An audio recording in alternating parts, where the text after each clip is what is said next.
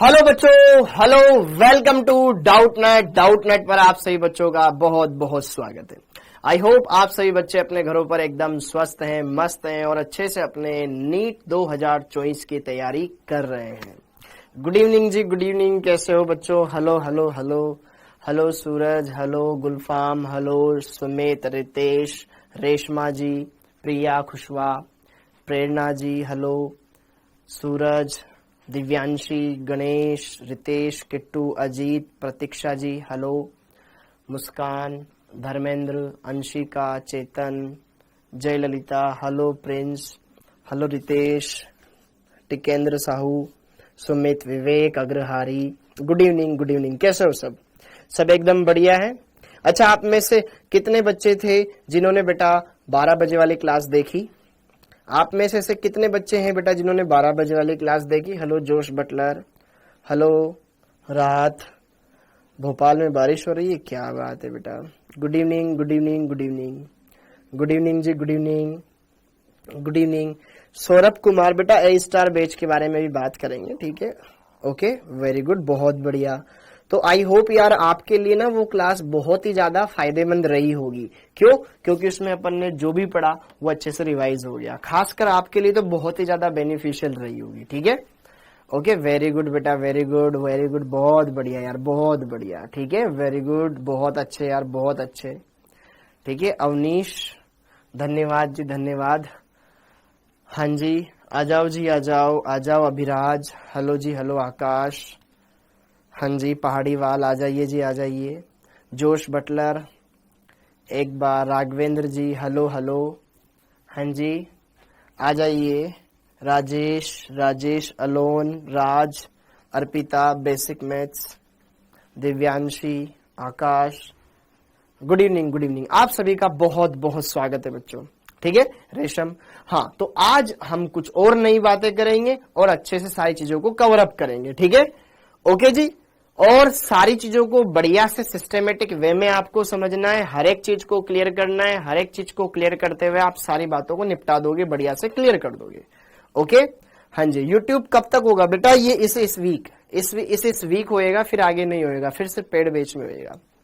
Okay, तो यार यहां पर अगर हम बात करें तो आज हम बात करेंगे विलियन वाले चैप्टर के लेक्चर नंबर 8 के बारे में, ठीक है। ये चैप्टर अपना काफी पहले खत्म हो गया होता, ठीक है, लेकिन क्या करें यार, कोई बात नहीं, हो जाएगा ये भी। हाँ जी, तो आज लेक्चर नंबर 8 है और अभी तक हमने क्या क्या बातें हैं जिन पर चर्चा कर ली है और आगे की चीजों को हम शामिल करते हैं चर्चा में। परिचय हो गया, प्रकार हो गया, सांद्रता के पद हो गए, हेनरी का नियम हो गया, वाष्पदाब हो गया। सबको समझ में आया होगा वाष्पदाब क्या होता है, आदर्श अनादर्श विलयन क्या है, ये चलेगा, और फिर अणुसंख्यक गुणधर्म, ये चलेगा। हाँ जी, क्वेश्चन भी करेंगे बेटा, क्वेश्चन भी करेंगे, एक साथ क्वेश्चन कर लेंगे। पहले आप थोड़ा थोड़ा पढ़ लो। आदर्श एवं अनादर्श विलयन, ये आज हम पढ़ेंगे अच्छे से। फिर स्थिर क्वाथी मिश्रण पढ़ेंगे, फिर अणुसंख्यक गुणधर्म हम पढ़ेंगे। तो आज हम ये 3 चीजें हैं जो अच्छे से पढ़ने वाले हैं, अच्छे से क्लियर करने वाले हैं। हर एक बात को आप समझिएगा, हर एक बात को अच्छे से क्लियर कीजिएगा। राधे राधे जी, राधे राधे। टेस्ट में क्या आएगा? हाँ, मैं आपको ये बता दूं बेटा, टेस्ट में कहां तक आएगा, टेस्ट में कहां तक आएगा। देखो, आपके टेस्ट में आएगा अणुसंख्यक गुणधर्म का पहला पॉइंट, वाष्पदाब में आपेक्षिक अवनमन, ठीक है। आपके टेस्ट में कहां तक आएगा? मोल आएगा, टेस्ट सिलेबस, बार बार नहीं पूछेगा।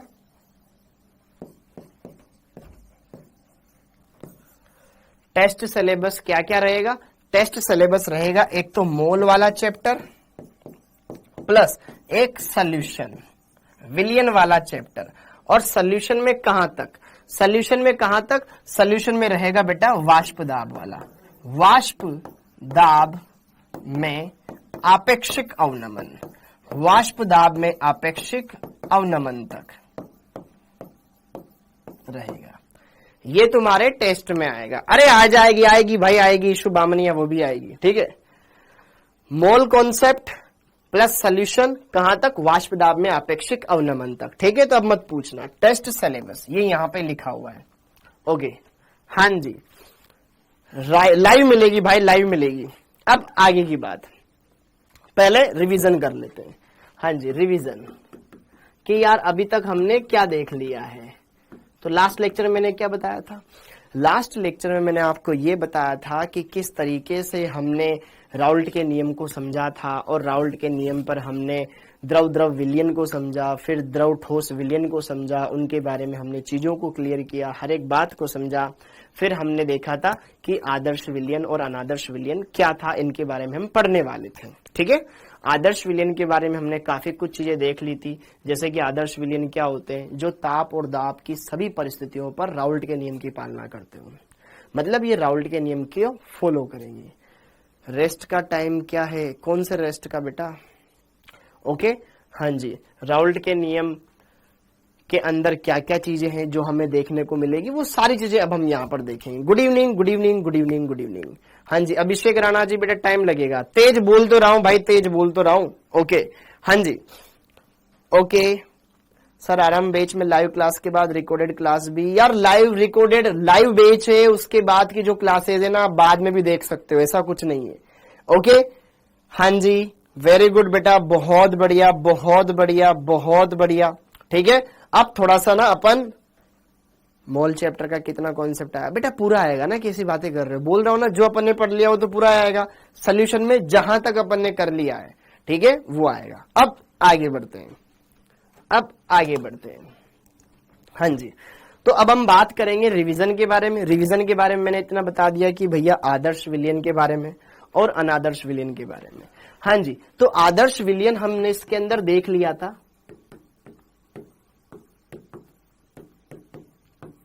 Ideal solution. आदर्श विलयन क्या होता है? जो राउल्ट्स लॉ फॉलो करता हो, ठीक है, जो राउल्ट्स लॉ फॉलो करे, लॉ की पालना करे, पहली बात। दूसरी बात कि मान लो दो द्रव है, एक द्रव ए है, एक द्रव बी है। द्रव ए के अणुओं के बीच में जो अन्योन्य क्रियाएं हो रही है, मतलब जो आकर्षण प्रतिकर्षण बल लग रहे हैं, वही सेम इसमें होने चाहिए, और वही दोनों को मिलाने के पश्चात होने चाहिए। ए बी के बीच में होने वाली अन्योन्य क्रिया वैसी होनी चाहिए जैसे यहां पर ए और ए के अणुओं के बीच में हो रही है, बी और बी के अणुओं के बीच में हो रही है, वही सेम अन्योन्य क्रिया यहां पर होती है। तो ऐसा होता है आपका आदर्श विलयन।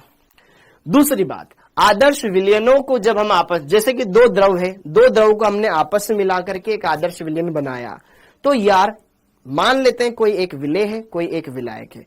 विलायक मान लो 10 ml है और विलेय 2 ml है, तो 10 और 2 ml मिलाने पर कितना ml होएगा? 12 ml, अर्थात इतना ही होना चाहिए। मतलब जब हम दो विलयनों को आपस में मिक्स कर रहे हैं तो आयतन में कोई चेंज नहीं आना चाहिए।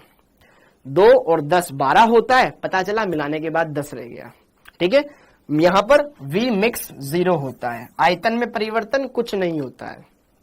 ठीक है, ओके। दूसरी बात, डेल्टा H मिक्स, जब दो द्रवों को मिक्स किया जाए और वो आदर्श विलयन बनाए तो उस दौरान ना तो ऊर्जा उत्सर्जित होती है, नहीं निकलती है।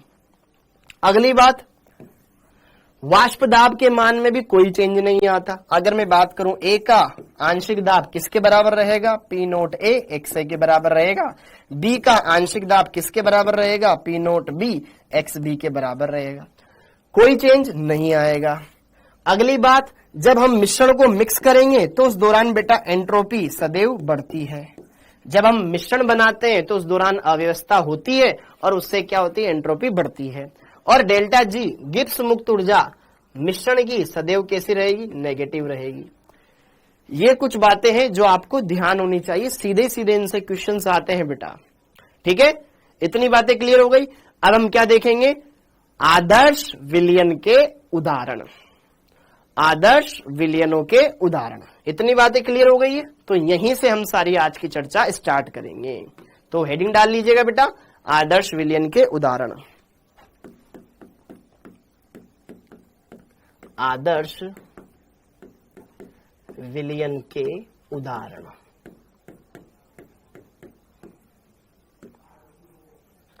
आदर्श विलयनों के उदाहरण बहुत सिंपल है। दोनों में आपको बहुत कुछ समानता देखने को मिलेगी, दो मिश्रणों में। जैसे कि देखो ध्यान से, उदाहरण नंबर 1, जैसे कि बेंजीन और toluene. Benzene plus toluene, benzene और टोलुइन। बेंजीन और टोलुइन दोनों सेम सेम ही होता है, बेंजीन के ऊपर CH3 लगा दो टोलुइन बन जाता है, ठीक है। दूसरा CCl4 और SiCl4, इन दोनों का मिश्रण आदर्श विलयन के भांति व्यवहार करता है। तीसरा ethyl chloride ethyl bromide, ethyl chloride plus ethyl bromide, ethyl bromide, ठीक है। एथिल एथिल कॉमन है दोनों में। हाँ जी, अगला क्लोरोबेंजीन ब्रोमोबेंजीन, ये क्लोरोबेंजीन प्लस ब्रोमोबेंजीन, ये क्लोरोबेंजीन है बेटा, ओके, और ब्रोमोबेंजीन, इन दोनों का मिश्रण कैसा होता है? आदर्श विलयन के समान व्यवहार करता है, ब्रोमोबेंजीन, ठीक है। इसके बाद अगला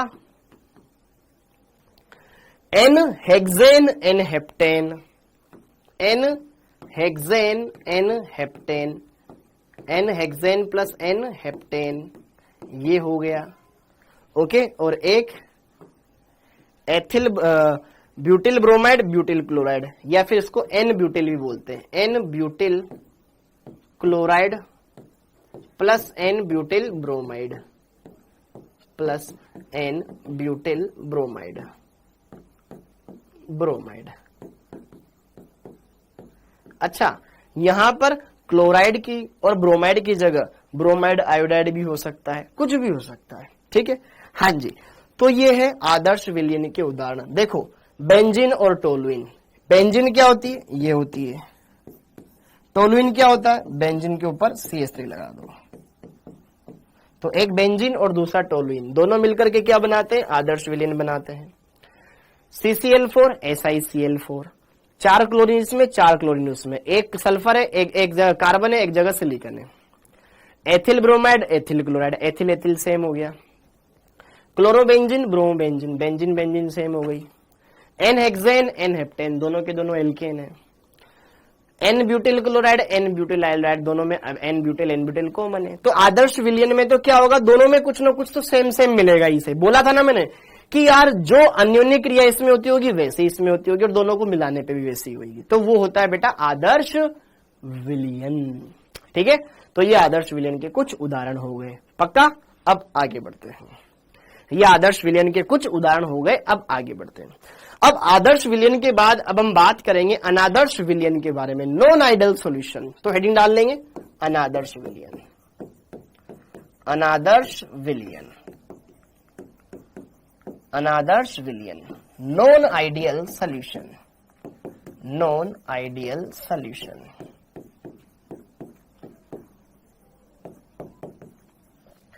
नॉन आइडियल सॉल्यूशन क्या होते हैं? जो राउल्ट के नियम की पालना नहीं करते, वे ऐसे विलयन जो राउल्ट के नियम की पालना ना करे, ऐसे विलयन जो राउल्ट के नियम की पालना नहीं करते हो, राउल्ट के नियम की पालना ना करे या नहीं करते हो, ये विचलन दर्शाते हैं। ये राउल्ट लॉ को फॉलो नहीं करते हैं, उससे विचलन दर्शाते हैं। अब विचलन का मतलब राउल्ट के नियम से विचलन दर्शाने वाले इन अनादर्श विलयनों को दो भागों में हम बांटते हैं, एक होते धनात्मक विचलन वाले, एक होते ऋणात्मक विचलन दर्शाने वाले। समझ में आया? देखो ध्यान से, एक द्रव ये रहा, एक द्रव ये रहा, इसके अणुओं के बीच में कुछ अन्योन्य क्रिया हो रही होगी, इनके अंदर कुछ अन्योन्य क्रिया हो रही होगी, वही अन्योन्य क्रिया इन दोनों को मिलाने पर हो तो वो आदर्श है। लेकिन यहां पर वैसा नहीं होता, इसके अंदर अलग से अन्योन्य क्रिया रही होगी, इसके अंदर कुछ और हो रही होगी, और मिलाने के बाद कुछ और, तो वो होता है आपका अनादर्श विलयन। इसके अंदर जब दोनों को मिक्स करते हैं तो आयतन में भी चेंज आएगा, ऊर्जा भी निकल भी सकती है, देनी भी पड़ सकती है, कुछ भी चेंज आ सकता है, वाष्प दाब में कमी हो सकती है, वाष्प दाब में वृद्धि हो सकती है, कुछ भी हो सकता है, कुछ भी पॉसिबल हो सकता है। तो यार ये समझ में आ गया। ओके, अब अनादर्श विलयन दो प्रकार के होते हैं। अनादर्श विलयन दो प्रकार के होते हैं। कौन कौन से? नॉन आइडियल सॉल्यूशंस कितने टाइप के होंगे जरा देखो ध्यान से।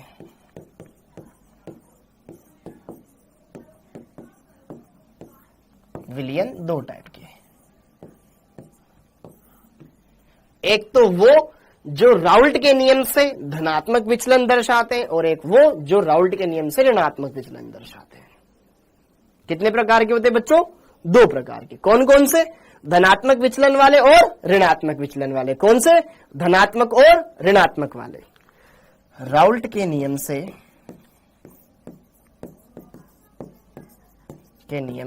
धनात्मक विचलन दर्शाने वाले, धनात्मक पॉजिटिव डेविएशन, धनात्मक विचलन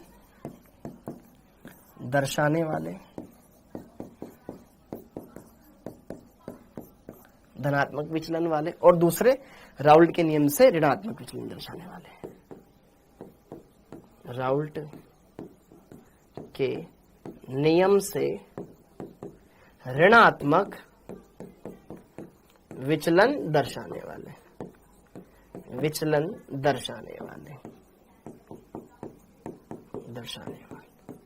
तो ये दो टाइप के होते हैं।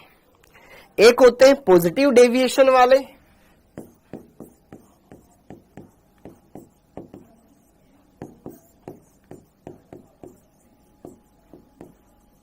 पॉजिटिव डेविएशन, ठीक है, धनात्मक विचलन। नेगेटिव डेविएशन,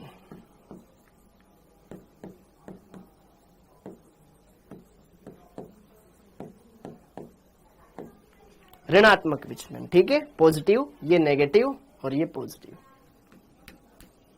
ऐसे भी लिख सकते हो। इतना क्लियर हो गया बेटा? अब इनमें क्या क्या चीजें हैं जो डिफरेंट है, क्या क्या चीजें हैं जो सिमिलर है, आइए इनके बारे में भी हम बात करें वन बाय वन, ठीक है। समझ लिया ये सब कुछ? धनात्मक विचलन वाले भी देखेंगे, ऋणात्मक विचलन वाले भी देखेंगे, फिर इनके साथ के साथ उदाहरण भी देख लेंगे, ठीक है। ओके, इतना हो गया। अब आते हैं धनात्मक विचलन वाले। हाँ जी, फर्स्ट चलो एक एक करके लिख लेते हैं। धनात्मक विचलन वाले,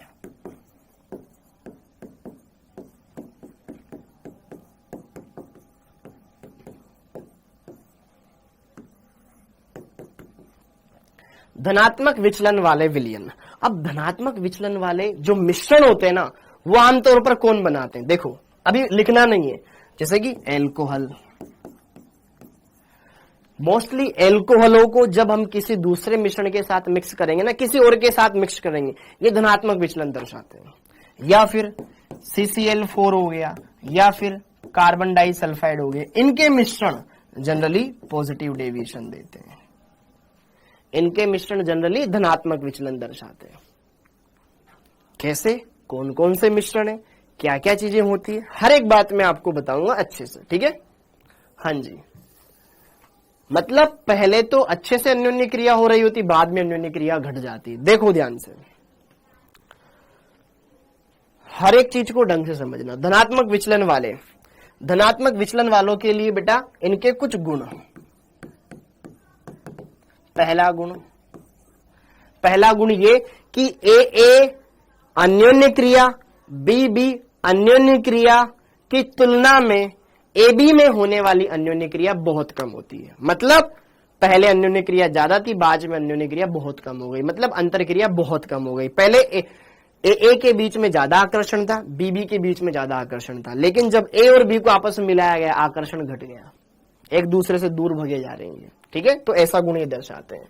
मतलब A अंतर क्रिया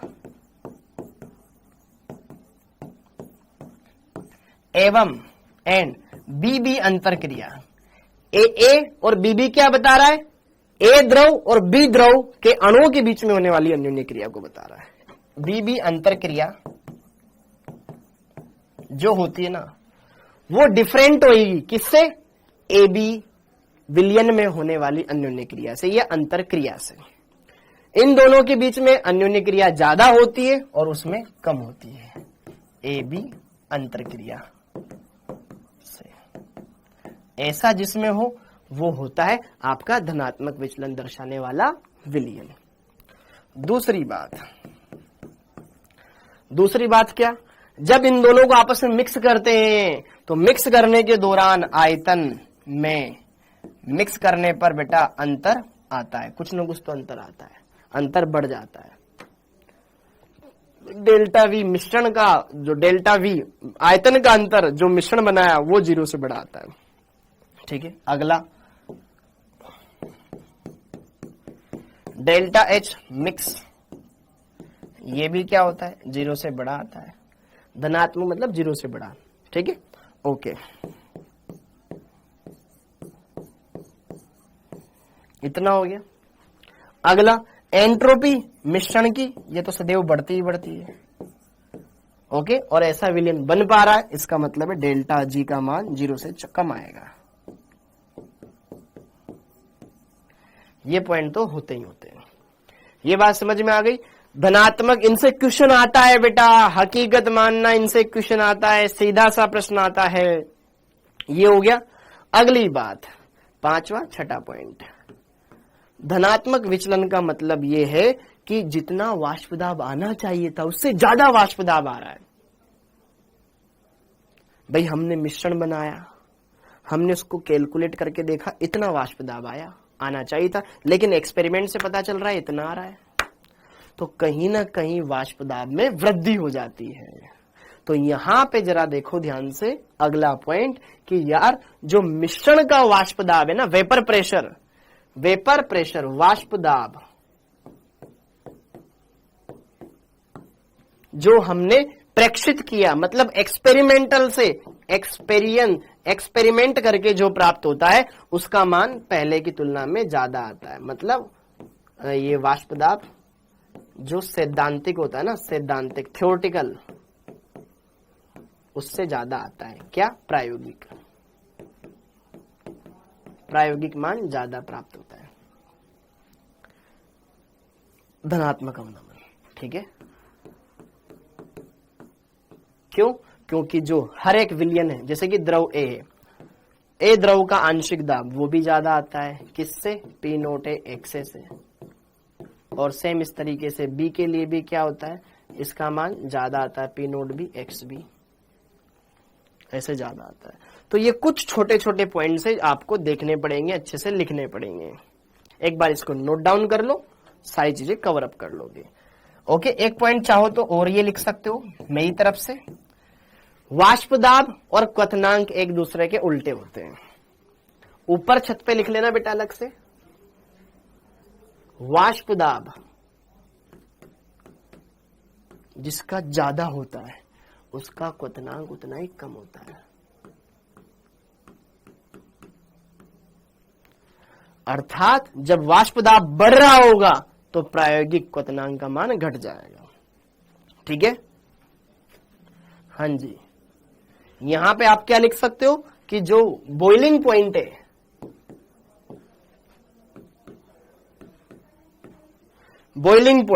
यह बॉइलिंग पॉइंट एक्सपेरिमेंटल उल्टा कम आएगा। एक्सपेरिमेंटल को हिंदी में लिख देता हूं प्रायोगिक, उल्टा कम आता है। किससे? थ्योरेटिकल वैल्यू से, मतलब सैद्धांतिक मान से, जो हम कैलकुलेट करके निकालते हैं।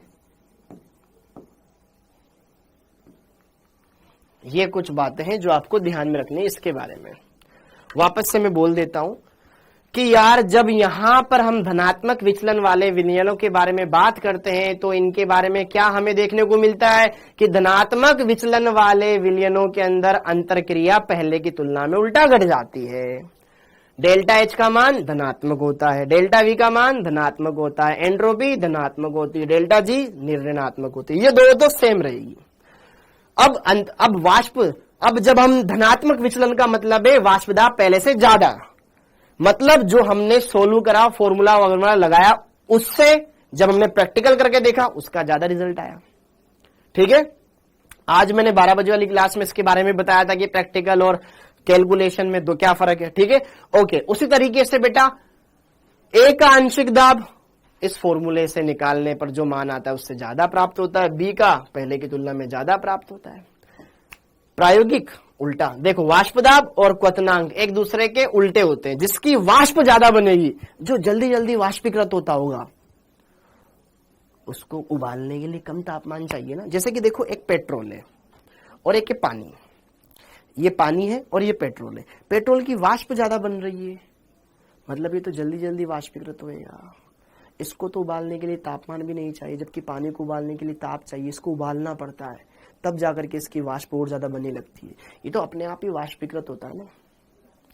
अगर 1 लीटर पानी भरा है और 1 लीटर पेट्रोल भरा है तो धमाका होने के चांस यहाँ ज्यादा है ना, क्योंकि यहाँ वाष्पदाब ज्यादा लगेगा। ब्लास्ट होने के चांस यहाँ इधर नहीं है। तो जिसका वाष्पदाब ज्यादा होता है उसका बॉइलिंग पॉइंट कम होता है। क्या मेरी बात समझ में आ गई क्या? ये हो गए धनात्मक विचलन दर्शाने वाले विलयन। अब बात आती है इनके उदाहरणों के बारे में। तो उदाहरणों के बारे में मैंने आपको साफ साफ बोला हुआ है, जैसे कि एल्कोहल हो गए, मोस्टली एल्कोहल्स हो गए बेटा, मोस्टली एल्कोहल्स हो गए, या CCl4 हो गया, या CH2 हो गया। इनके साथ किसी का मिश्रण बनाया जाए तो ये धनात्मक विचलन दर्शाते हैं। मतलब इनके लिए मान थोड़े ज्यादा प्राप्त होते हैं, पहले की तुलना में ज्यादा प्राप्त होते हैं। ठीक है, वाष्पदाब इनके लिए अपेक्षा से ज्यादा मिलता है। जैसे कि देखो ध्यान से, एल्कोहल के साथ आप साइक्लोहेक्सेन ले सकते हो, एल्कोहल के साथ आप जल ले सकते हो, एल्कोहल के साथ आप यहां पर एसीटोन ले सकते हो, मिथेनॉल के साथ आप जल ले सकते हो। तो देखो ध्यान से, ये alcohol alcohol alcohol alcohol alcohol, तो इसमें भी इन चारों जगह एल्कोहल है, 3 जगह इथेनॉल है, 1 जगह मिथेनॉल है। तो एल्कोहलों के साथ किसी का मिश्रण आमतौर पर धनात्मक विचलन दर्शाता है। मतलब जब एल्कोहल के साथ किसी और को लिया जाएगा तो जो मिश्रण बनेगा उसका वाष्पदाब जब आप सोलू करके निकालते और जब आप प्रायोगिक करके देख रहे हो तो प्रायोगों में उसका वाष्पदाब पहले से ज्यादा बढ़ जाता है। ठीक है, ये इसके अंदर कहा जाता है। CCl4 देखो ध्यान से, CCl4 के साथ बेंजीन, CCl4 के साथ टोलुइन, CCl4 के साथ क्लोरोफॉर्म, CCl4 के साथ मिथेनॉल, CCl4 के साथ बेंजीन, CCl4 के साथ टोलुइन, CCl4 के साथ क्लोरोफॉर्म, CCl4 के साथ मिथेनॉल। ये धनात्मक विचलन दर्शाते हैं। और वो CH2 वाला और एक बेंजीन और एसीटोन वो अलग है। ठीक है, ये बेंजीन और एसीटोन इसको अलग से ध्यान रख लेना, जबकि CH2 ये CH2 के साथ एसीटोन और CH2 के साथ एसिटाल्डिहाइड। एसिटाल्डिहाइड का सूत्र होता है बेटा CH3CHO और एसीटोन का सूत्र होता है CH3COCH3। ये कुछ चीजें जो आपको ध्यान रखनी पड़ेगी। ठीक है, हाँ जी, एक बार अपन इनको रिवाइज करते हैं। देखो, इथेनॉल के साथ साइक्लोहेक्सेन, इथेनॉल के साथ जल, इथेनॉल के साथ एसीटोन, ठीक है, और मिथेनॉल के साथ जल, इथेनॉल के साथ साइक्लोहेक्सेन, इथेनॉल के साथ जल, इथेनॉल के साथ यहां पर एसीटोन और मिथेनॉल के साथ जल। तो एल्कोहल क्या करेगा? धनात्मक विचलन दर्शाने वाले मिश्रण बनाएगा। CCl4 के साथ बेंजीन, CCl4 के साथ टोलुइन, CCl4 के साथ जल, CCl4 के साथ मिथेनॉल, सॉरी या क्लोरोफॉर्म, ये क्या बनाएगा? आपका पॉजिटिव डेविएशन वाला बनाएगा। और बेंजीन और एसीटोन ये अलग से आपको ध्यान रखना है। जबकि CH2 के साथ एसीटोन हो या एसिटाल्डिहाइड हो, पॉजिटिव डेविएशन देगा। तो ये सब पॉजिटिव डेविएशन देने वाले हैं, ये सब पॉजिटिव डेविएशन देने वाले हैं। अब आगे बढ़ते हैं। डन?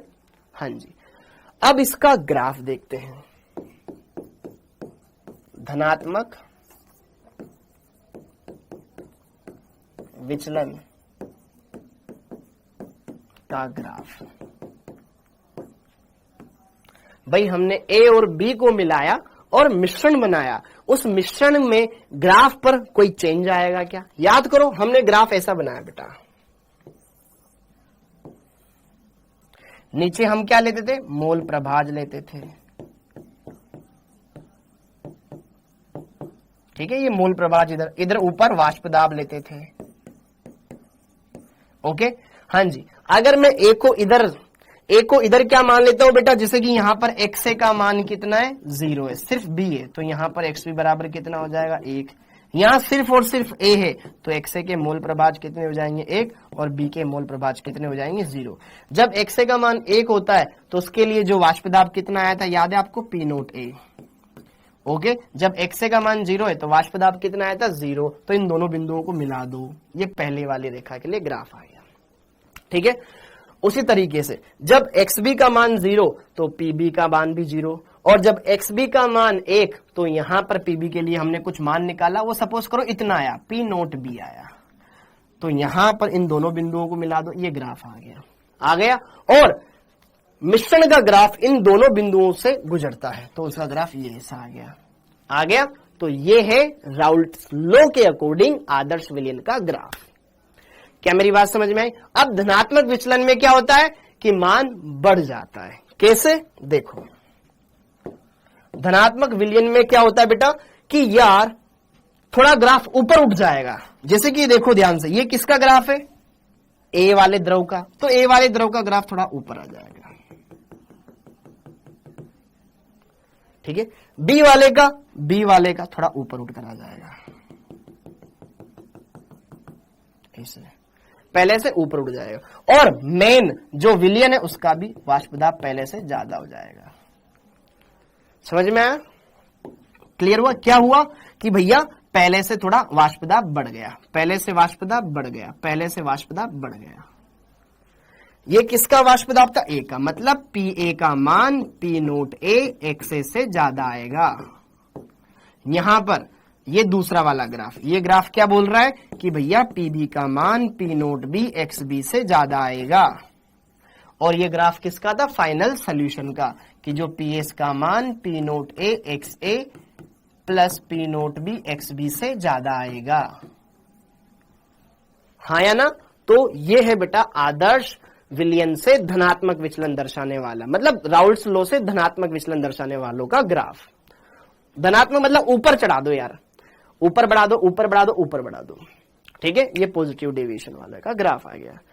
तो आई होप आपको ये बात समझ में आई होगी बच्चों, हर एक बात को अच्छे से क्लियर कर पा रहे होंगे, मेरे साथ सिंक कर पा रहे होंगे बातों को अच्छे से। ठीक है, ओके जी।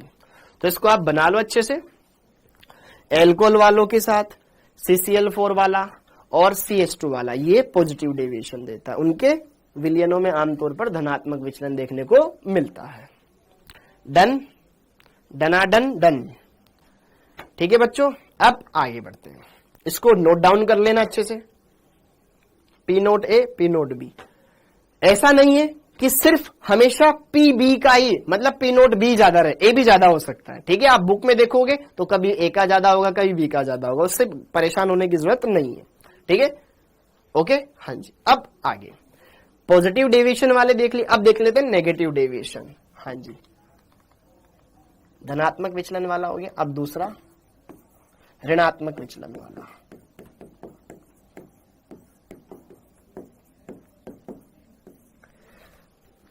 ऋणात्मक विचलन वाले विलयन जो नेगेटिव डेविएशन शो करते हैं।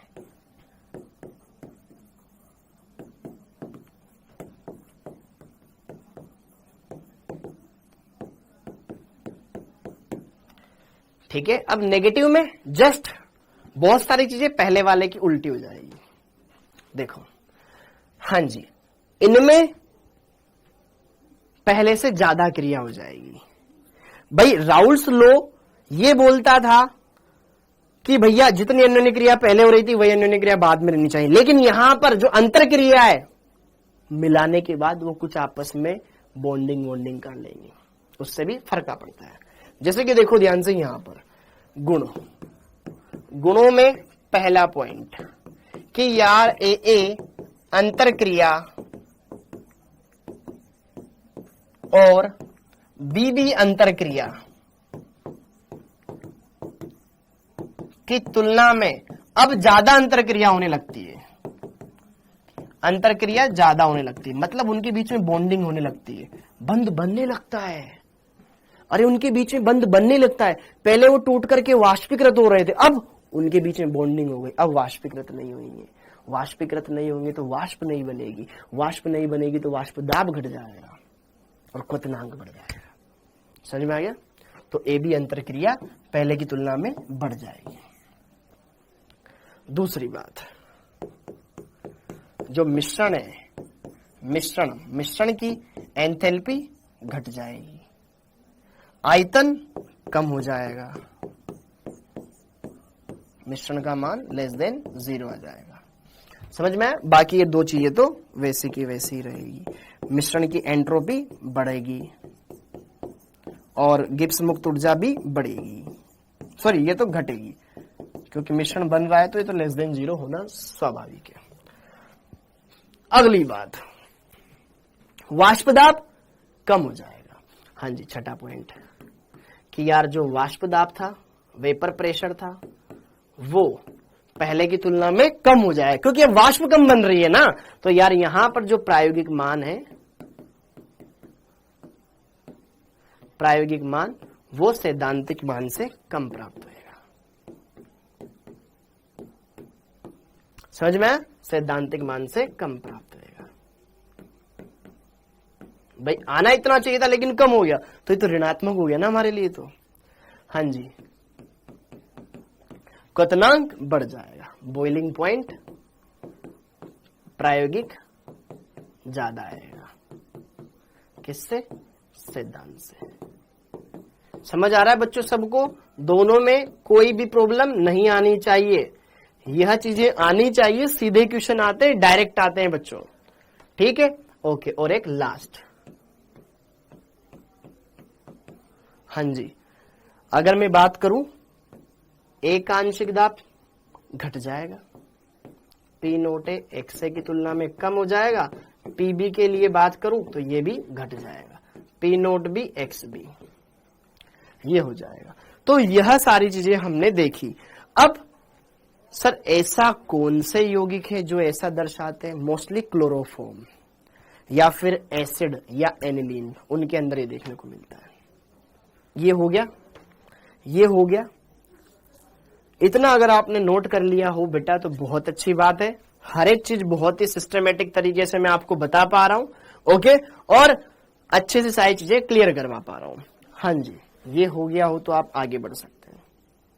ऋणात्मक, धनात्मक, ऋणात्मक और ये आइडियल सॉल्यूशन, इनसे क्वेश्चन आए हुए हैं बच्चों, ठीक है? इनकी प्रैक्टिस कर लेना अच्छे से। मैंने आज के इस लेक्चर से रिलेटेड होमवर्क में बहुत सारे क्वेश्चन इनके डाले हैं, ठीक है? तो आपके लिए काफी ज्यादा ये फायदेमंद रहेंगे। अब आगे बढ़ते हैं, जैसे कि इनके उदाहरण, ये उदाहरण, ओके, जैसे कि देखो ध्यान से, क्लोरोफॉर्म CHCl3, क्लोरोफॉर्म, ये क्लोरोफॉर्म है बेटा, किसी को पता ना हो तो लिख लो। CHCl3 को क्या बोलते हैं? क्लोरोफॉर्म बोलते हैं। बेहोश करने में काम आता है ये। क्लोरोफॉर्म हो गया, या फिर अम्ल हो गए, अम्ल मतलब एसिड, या फिर एनिलीन हो गया। ये आमतौर पर ऋणात्मक, नेगेटिव डेविएशन दर्शाने वाले विलयन बनाते हैं। देखें, जैसे कि देखो ध्यान से, chloroform, chloroform, chloroform, chloroform, chloroform, ठीक है? यह क्लोरोफॉर्म, ये acetone CH3COCH3, chloroform benzene, chloroform ethyl alcohol, ये ईथर है, कार्बन ऑक्सीजन कार्बन, ये ईथर है बेटा। क्लोरोफॉर्म और नाइट्रिक अम्ल, ये अम्ल आ गया। क्लोरोफॉर्म और एसिटिक अम्ल, अम्ल आ गया। अम्ल अम्ल अम्ल आ गया। ये इधर क्लोरोफॉर्म क्लोरोफॉर्म क्लोरोफॉर्म भरा हुआ है। इधर देखो, जल के साथ HCl एक अम्ल है, जल के साथ HNO3 एक अम्ल है, ठीक है? CH3COH क्या है? अम्ल है, एसिटिक अम्ल, ठीक है? यहां पर CH3COH ये अम्ल है, और यहां पर ये आपका C5H5N, इसको बोलते हैं बेटा पिरिडीन, पिरिडीन, ओके? और एनिलीन नेगेटिव डेविएशन दिखाते। तो काफी हद तक आपका लोड कम हो गया। थोड़ा अटपटे लगेंगे लेकिन आपने चीजों को समझ लिया। एक बार लिख लो, इसको पूरा लिख लो, पूरा लिख लो। चीजों को समझना आसान हो गया। जिसमें क्लोरोफॉर्म दिखे, ठीक है, ओके, क्लोरोफॉर्म दिखे, साथ में या एसिड दिखे या एनिलीन दिखे, वो नेगेटिव डेविएशन दर्शाते हैं। ट्रिक ये है। पॉजिटिव वाले में एल्कोहल्स जनरली, ओके, कुछ एकाध ऑप्शन ऐसा आएगा जो कि आपको भ्रमित करेगा, बाकी आप अच्छे से कर सकते हो। एल्कोहल्स, CCl4 और CCl4 के साथ क्लोरोफॉर्म। देखो CCl4 के साथ क्लोरोफॉर्म, ये पॉजिटिव था, ये ध्यान रखना, ठीक है। जबकि CCl4 के क्लोरोफॉर्म तो यहां नेगेटिव दर्शा रहा है, लेकिन CCl4 के साथ पॉजिटिव। अपन ने उसको CCl4 वाली ट्रिक में देख लिया, ठीक है। देखो CCl4 के साथ एसीटोन आ गया, CCl4 के साथ क्लोरोफॉर्म के साथ एसीटोन आ गया, क्लोरोफॉर्म के साथ बेंजीन आ गया, क्लोरोफॉर्म के साथ ईथर आ गया, ईथर है, क्लोरोफॉर्म के साथ अम्ल आ गया, नाइट्रिक अम्ल, क्लोरोफॉर्म के साथ एसिटिक अम्ल आ गया, जल के साथ अम्ल, अम्ल, ठीक है, अम्ल, अम्ल, और यहाँ एनिलीन। ये सब नेगेटिव डेविएशन, तो आसानी से याद कर सकते हो। ऐसा नहीं है कि आपसे ये नहीं हो पाएगा, अच्छे से हो पाएगा, कर सकते हो। हाँ जी, एनिलीन क्या होता है यार? एनिलीन ये होता है बेंजीन के ऊपर NH2, ये होता है एनिलीन, इसको बोलते हैं एनिलीन, ठीक है। ये होता है एनिलीन, बेंजीन के ऊपर NH2, ओके। तो अच्छे से आप समझ जाओगे, क्विज आएंगे, टेंशन मत लो। क्लोरोफॉर्म द्रव में होता है, लिक्विड स्टेट में होता है, हाँ जी, ओके। अब जरा देखो ध्यान से, यहां पर देखो alcohol, alcohol, alcohol, alcohol, positive deviation, CCl4, CCl4, CCl4, CCl4, positive deviation, CH2, CH2, positive deviation. ये एक एक्स्ट्रा आपको ध्यान रखना है, ठीक है। और यहाँ पर क्लोरोफॉर्म, क्लोरोफॉर्म, क्लोरोफॉर्म, क्लोरोफॉर्म, फिर इधर यहाँ पे एल्कोहल या अम्ल आ जाएगा, या फिर ये हो जाएगा, ठीक है, ओके। लाफिंग गैस N2 होती है बेटा, हाँ जी। अब इतनी क्लियर हो गई, इतनी चीजों में क्लियरिटी आ गई, इतनी सारी चीजों के अंदर हमने क्लियरिटी ला दी अच्छे से। अब इसका ग्राफ देख लें, इस स्थिरपाती मिश्रण को थोड़ा अगले स्टेप पे देख लेंगे। हाँ जी, अब देख लेते हैं ग्राफ। हाँ जी, ग्राफ मान में कमी आ जाएगी, जहां ऊपर उठ रहा था ना, अब ग्राफ नीचे जाएगा, ठीक है। बस इतना सा चेंज है, तो बनाने लग जाओ फटाफट से। मान लो यहाँ x से बराबर 1 है, यहाँ पर x से बराबर 0 हो जाएगा, क्योंकि यहाँ x से बराबर 1 है तो x भी बराबर 0 हो गया। यहाँ x बराबर कितना आ गया? 1 आ गया। x से बराबर 0 तो PA का मान 0, x से बराबर 1 तो PA का मान कितना आया था? P nought A। इन दोनों बिंदुओं को मिला दो, एक रेखा बनेगी, ठीक है। फिर यहाँ पर हमने P नोट B ले लिया था और ये ग्राफ आया था ऐसा। ये आदर्श गैस, आदर्श विलयन की पहचान थी, ओके। लेकिन नेगेटिव डेविएशन में क्या होएगा? ग्राफ थोड़ा नीचे आ जाएगा, मतलब वाष्प दाब पहले की तुलना में एक का, ये पहले वाले के लिए ए का भी घट जाएगा, बी का भी घट जाएगा और विलयन का भी घट जाएगा, ऐसा पहले से नीचे आ जाएगा। तो क्या हुआ?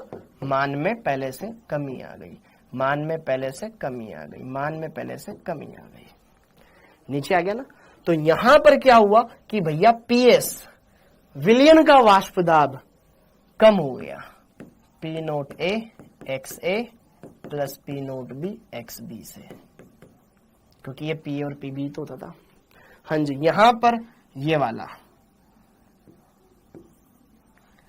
PA का मान कम हो जाएगा P नोट A XA से, हाँ जी।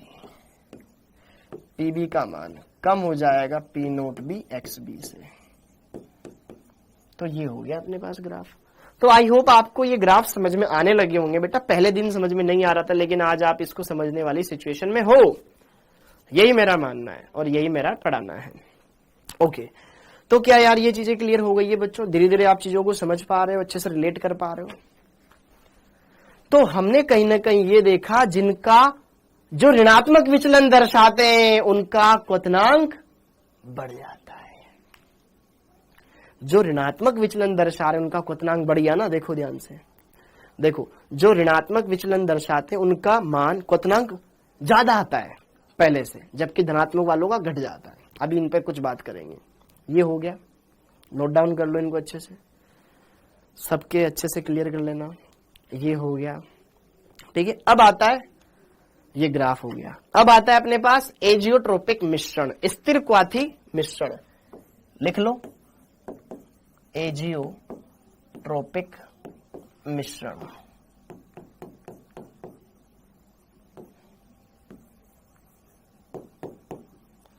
ये अवस्था चाय के अंदर भी देखें, जब अपन चाय उबालते थोड़ी देर उसमें चीनी डालते ना, तो तब थोड़ी देर के लिए देखने को मिलती है ये। इसके बारे में बात बताता हूं। एजियोट्रोपिक मिश्रण क्या होते हैं, ठीक है, ओके। हाँ जी, एजियोट्रोपिक मिश्रण, स्थिर क्वाथी मिश्रण क्या होता है, देखो ध्यान से। कुछ द्रव जब हम आपस में मिलाते हैं तो ऐसे मिश्रण बनते हैं, और ये मिश्रण, इनकी खासियत क्या है कि द्रव अवस्था में जो संगठन है वैसा ही संगठन वाष्प अवस्था में रखते हैं। ये समझ में नहीं आया होगा, रिपीट करता हूं। मान लो बेटा ये एक पात्र है, ठीक है, ये नीचे नीचे द्रव है, ए और बी, दो अलग अलग द्रव है, द्रव ए द्रव बी। मान लो द्रव ए के मोल द्रव अवस्था में कितने 0.6 और बी के मोल कितने 0.4। वही मोल ऊपर होने चाहिए वाष्प में। यहां पर ए के मोल 0.6, यहां पर बी के मोल भी 0.4 ही रहने चाहिए। समझ में आ गया? तो ऐसा मिश्रण कहलाता है आपका स्थिर क्वाथी मिश्रण। ओके, ऐसा मिश्रण कहलाता है स्थिर क्वाथी मिश्रण। ठीक है, समझ में आ गया? स्थिर क्वाथी मिश्रण मतलब जो संगठन द्रव अवस्था में वैसा ही वाष्प अवस्था में रखते हो तो ऐसा मिश्रण कहलाता है स्थिर क्वाथी मिश्रण। Are you getting my point? तो लिखो, कुछ द्रवों को मिलाने पर यह मिश्रण बनता है। ठीक है, स्थिर क्वाथी मिश्रण में, ठीक है, स्थिर क्वाथी मिश्रण, ये डायग्राम नहीं बनाना है आपको, स्थिर क्वाथी मिश्रण बस समझना है। स्थिर क्वाथी मिश्रण, ठीक है, द्रव एवं वाष्प अवस्था में समान संगठन रखते हैं।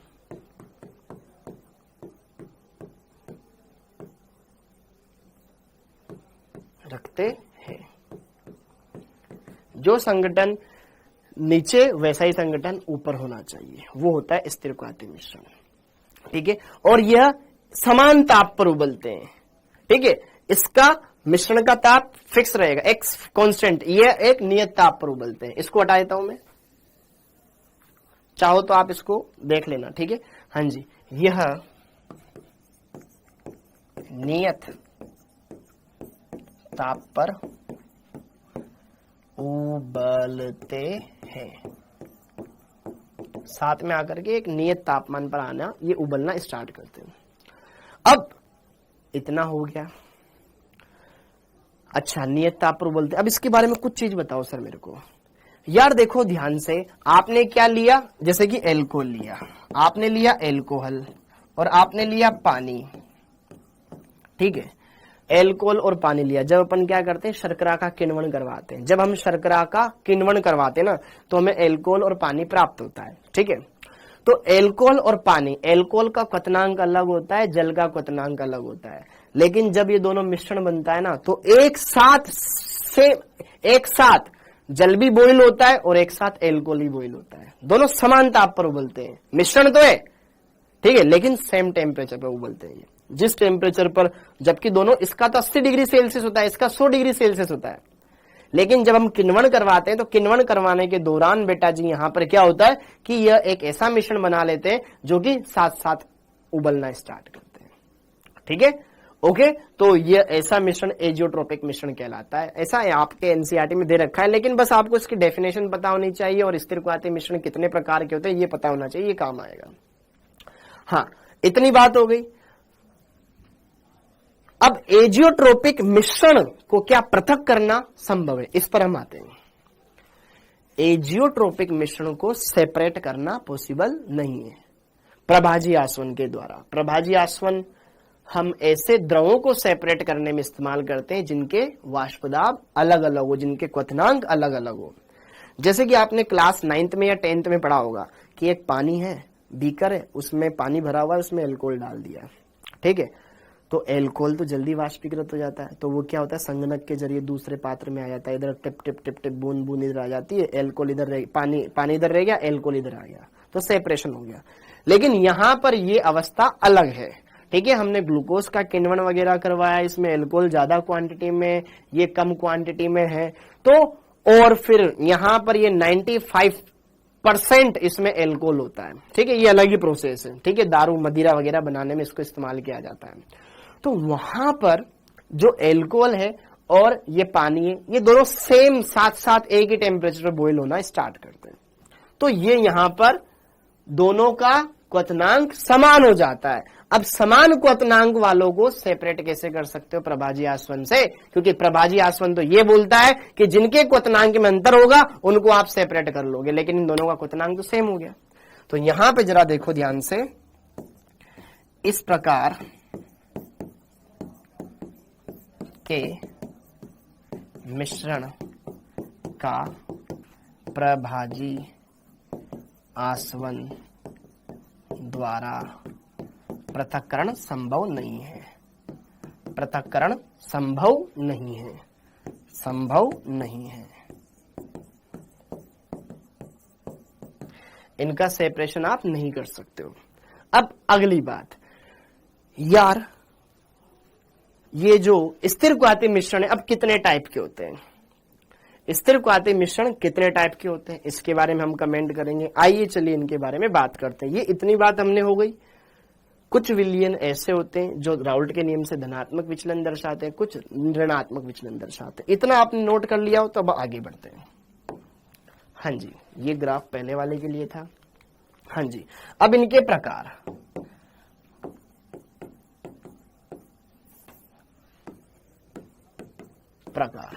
स्थिर क्वाथी मिश्रण बेटा दो तरह के होते हैं।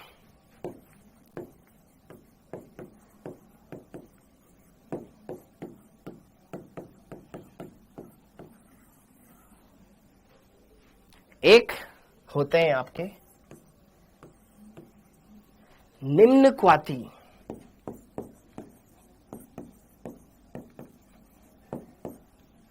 और एक होते हैं उच्च क्वाथी मिश्रण और एक होते हैं निम्न क्वाथी मिश्रण। समझना जरा, इन दोनों शब्दों को समझना। निम्न क्वाथी मतलब जिनका क्वथनांक पहले की तुलना में घट जाता हो मिश्रण बनने के बाद, और जिनका क्वथनांक पहले की तुलना में बढ़ जाता हो। क्या मेरी बात समझ में आ रही है? निम्न क्वाथी के अंदर वो आएंगे जिनका क्वथनांक पहले की तुलना में घट जाता हो। क्वथनांक किसका घटता था, याद करो, धनात्मक विचलन दर्शाने वालों का। देखो पन्ने पलट कर देखो, मैं आपको वहां पर साफ साफ लिखवा रखा है कि यार धनात्मक विचलन वालों का वाष्पदाब बढ़ जाता है, वाष्पदाब ज्यादा तो क्वथनांक घट जाएगा। तो ये निम्न क्वाथी होते हैं, अर्थात जितने भी धनात्मक विचलन दर्शाने वाले होते हैं मिश्रण, वो सब निम्न क्वाथी मिश्रण बना सकते हैं। और उच्च क्वाथी जिसमें क्वथनांक बढ़ जाता हो, मतलब पहले की तुलना में बाद में क्वथनांक ज्यादा हो गया, अर्थात बाद में क्वथनांक ज्यादा हो गया मतलब क्वथनांक बढ़ गया।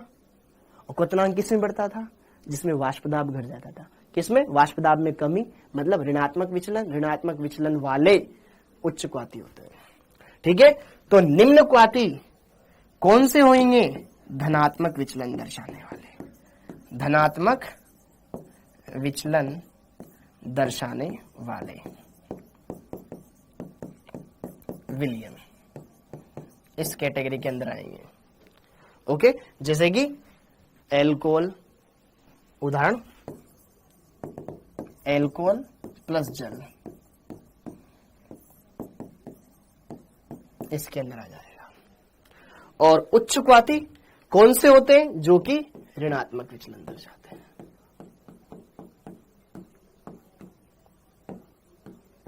विचलन दर्शाने वाले।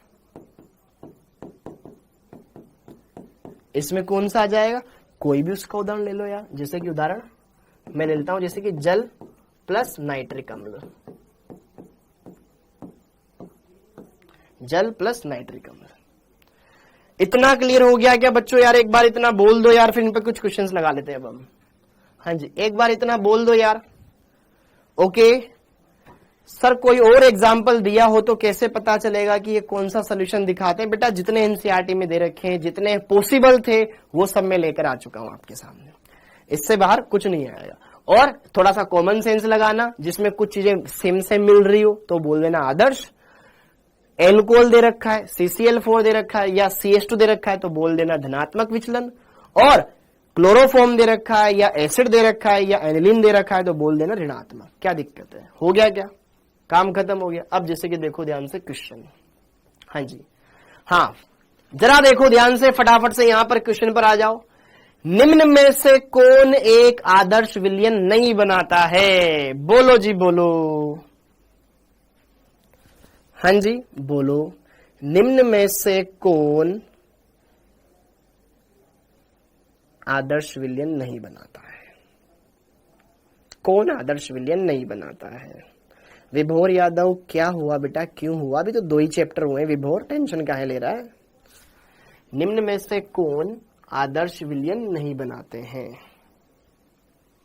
बेंजीन और टोलुइन सी। इसको देखो ध्यान से, अगर बहुत सारे बच्चों को नहीं पता हो ना, ध्यान रखना, C6H6 ये बेंजीन है। पता है बहुत सारे बच्चे सोच रहे होंगे सर क्या लिखवा रहे हो, हमें तो पता है।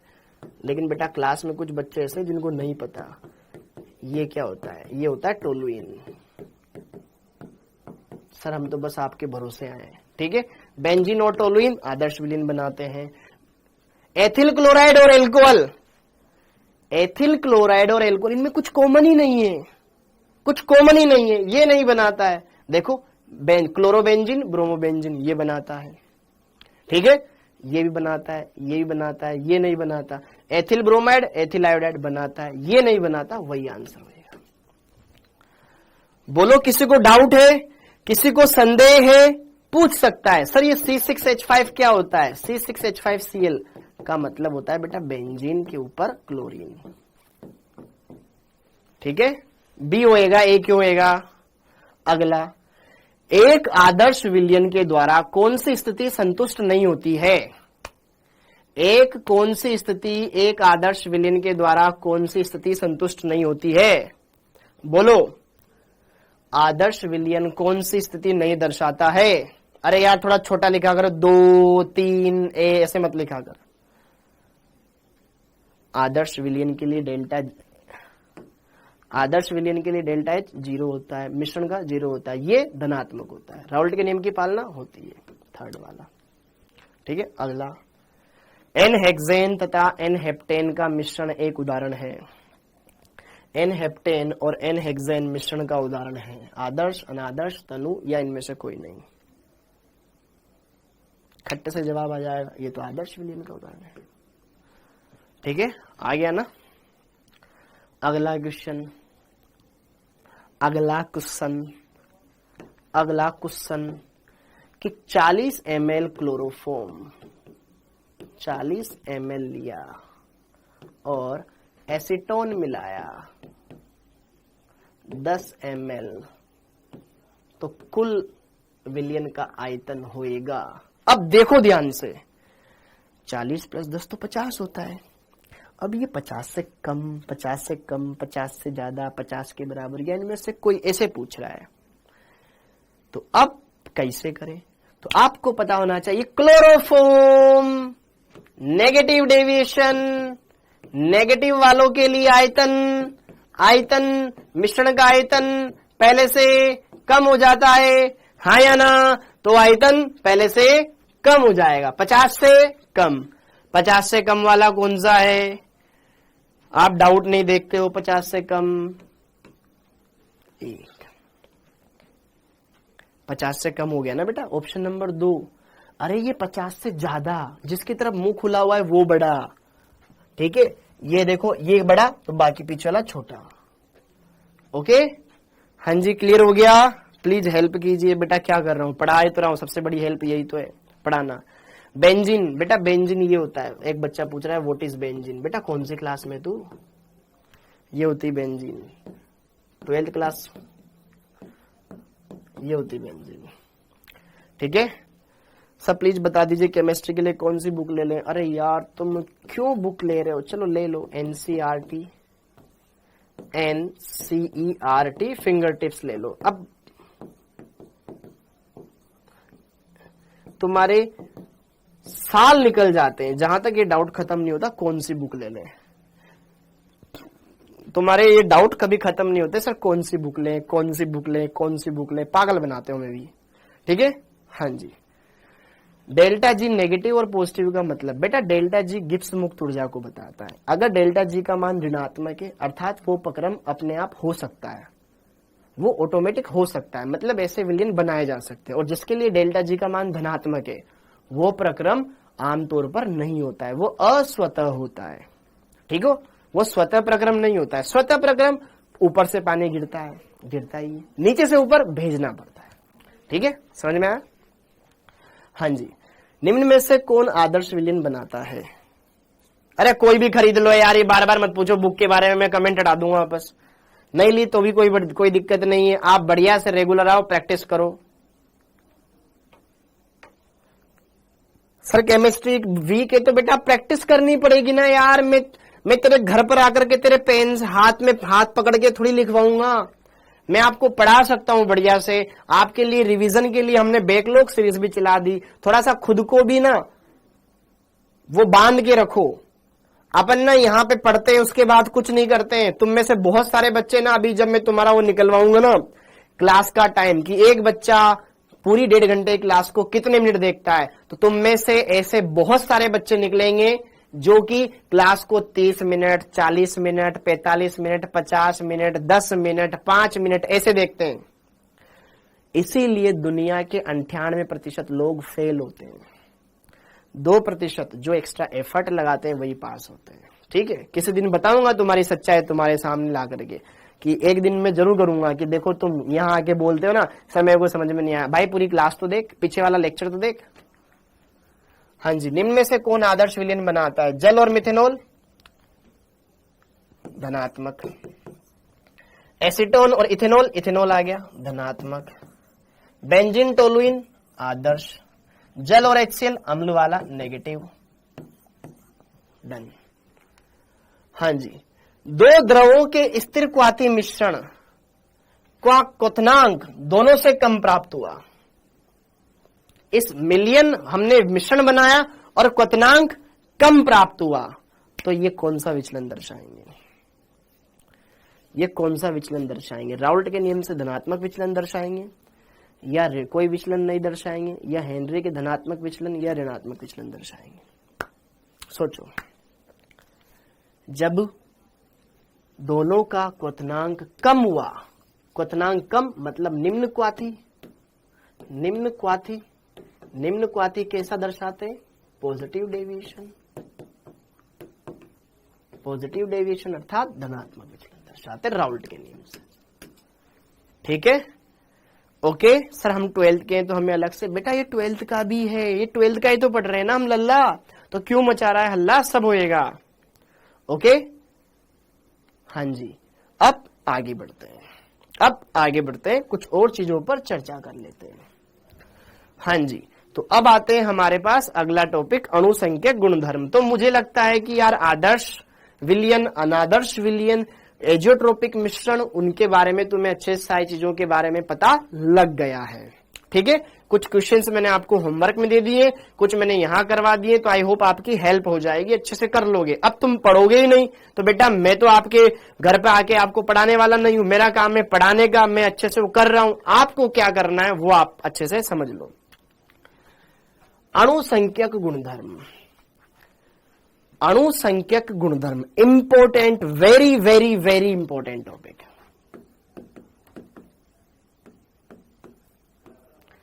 अणुसंख्यक गुणधर्म, अणुसंख्यक गुणधर्म क्या होते हैं, ये किससे रिलेटेड होते हैं? ये विलयनों के कुछ गुणधर्म है बेटा जो हमें यहां पर समझने हैं। अच्छे से क्लियर करने हैं। अणुसंख्यक गुणधर्म को इंग्लिश में बोलते हैं colligative properties, colligative property, short में सीपी, चंद्र प्रकाश, है ना, सीपी, कोलिगेटिव प्रॉपर्टी। तो यार किसी भी विलयन के वे गुणधर्म, ठीक है, किसी विलयन के वे गुणधर्म, जैसे कि वाष्पदाब हो गया, क्वथनांक हो गया, हिमांक हो गया, परासरण दाब हो गया, ये सब भौतिक गुण होते हैं बेटा, जो कहीं ना कहीं हम मेजर करते हैं। तो किसी भी विलयन के वे भौतिक गुण जो कि विलय की आपेक्षिक संख्या के ऊपर डिपेंड करता है, ठीक है, अणुसंख्यक गुणधर्म कहलाते हैं। क्या बोले मैंने? वे भौतिक गुण, वे भौतिक गुण जो विलय के, विलय पदार्थ की आपेक्षिक संख्या, आपेक्षिक संख्या पर, आपेक्षिक संख्या पर निर्भर करता है, निर्भर करते हैं, उनकी प्रकृति पर निर्भर नहीं करते, उनकी प्रकृति पर निर्भर नहीं करते हैं, अणुसंख्यक गुणधर्म कहलाते हैं, अणुसंख्यक गुणधर्म कहलाते हैं, गुणधर्म कहलाते हैं।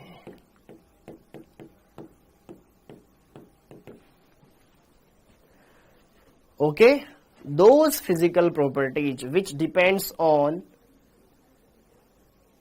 relative numbers of solute particles, जो कि क्या करेंगे, विलेय पदार्थ के आपेक्षिक कणों की संख्या के ऊपर डिपेंड करता है, ठीक है, उनकी नेचर के ऊपर डिपेंड नहीं करते। उन प्रॉपर्टीज को हम क्या बोलेंगे? These properties are referred as colligative properties. उन्हें क्या बोलेंगे हम? अणुसंख्यक गुणधर्म। मतलब अणुसंख्यक गुणधर्म विलय के ऊपर डिपेंड नहीं कर रहा, विलय के ऊपर आपने उसमें क्या मिलाया, आपने विलय कौन सा मिलाया, ठोस द्रव गैस, इस पर डिपेंड नहीं कर रहा, उनकी संख्या के ऊपर डिपेंड कर रहा है, कितनी मात्रा में मिलाया। समझ में आया कि कोई द्रव है, पानी है, पानी के अंदर आपने कोई चीज मिला दी, अब उसका वाष्प दाब घटेगा कि बढ़ेगा, क्वथनांक घटेगा कि बढ़ेगा, हिमांक में कमी आएगी कि नहीं आएगी, इनके बारे में हमें बात करनी है। हाँ जी, तो ये अणुसंख्यक गुणधर्म किसके ऊपर डिपेंड करता है? अणुसंख्यक गुणधर्म ये विलय के कणों की संख्या के ऊपर डिपेंड करता है, विलय के कणों की संख्या, कणों की संख्या, मोलों की संख्या, विलय के मोलों की संख्या, विलय के मोलों की संख्या, अगर कोई वैद्युत अपघट्य है तो उसके आयनों की संख्या, विलय के आयनों की संख्या, कोई पानी में जाके टूट रहा है तो कितने आयन दे रहा है, आयनों की संख्या, विलय की मात्रा हम किससे बताते हैं? मोल प्रभाज से, तो उसकी संख्या, विलय के मोल प्रभाज, विलय के मोल प्रभाज पर अगर डिपेंड करता हो तो वो गुण क्या कहलाएगा? अणुसंख्यक गुणधर्म कहलाएगा। तो ये चीजें क्लियर हो गई। जैसे कि देखो ध्यान से, यहां पर भी ये मैंने बता रखा है, विलयन के वे भौतिक गुण जो कि विलय के कणों की आपेक्षिक संख्या पर निर्भर करता है, उनकी प्रकृति पर निर्भर नहीं करते हैं, क्या कहलाते हैं? अणुसंख्यक गुणधर्म कहलाते हैं। जैसे कि कोलिगेटिव प्रॉपर्टीज किसके ऊपर डिपेंड करेगी? विलय के कणों की संख्या। अगर अणु है तो अणुओं की संख्या, आयन देता है तो आयनों की संख्या, या फिर मोलों की संख्या, या फिर मोल प्रभाजों की संख्या के ऊपर डिपेंड करता है। क्या यह बात समझ में आ रही है रसगुल्लो? क्या यह बात समझ में आ रही है क्या आपको? इनके ऊपर ये चीजें डिपेंड करती है, इनके ऊपर ये चीजें डिपेंड करती है। ठीक है, एक बार अच्छे से नोट डाउन कर लो, या तो ये या फिर वो। हाँ जी, ठीक, फिर आगे बढ़ते हैं। मुश्किल से मुश्किल 2 लेक्चर अपने और लगेंगे बेटा, जिसमें अपन इसकी थ्योरी कवर कर लेंगे, फिर क्वेश्चंस लगाएंगे। 1 लेक्चर पूरा क्वेश्चंस का अपन लेंगे, ठीक है।